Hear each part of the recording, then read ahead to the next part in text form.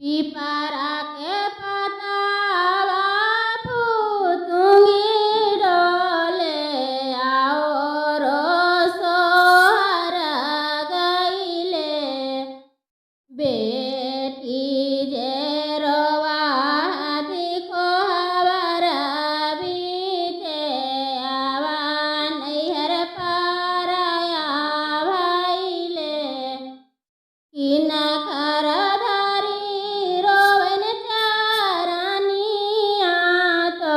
किना खासे काले जाफारी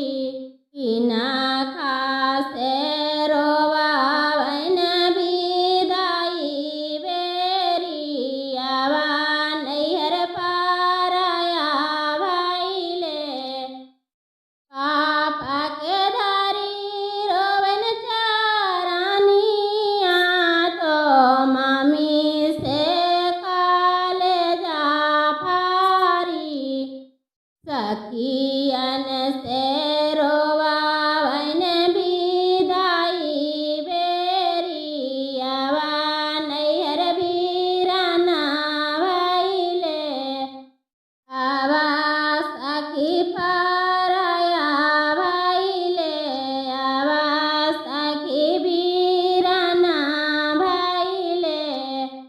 किना खास धारी रोवन चारानिया तो किना खास काले जाफारी किना खासे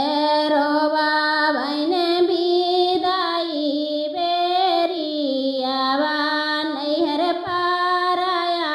भैले चाचा के धारी रोवन चारानिया तो चाची से काले जाफारी सखी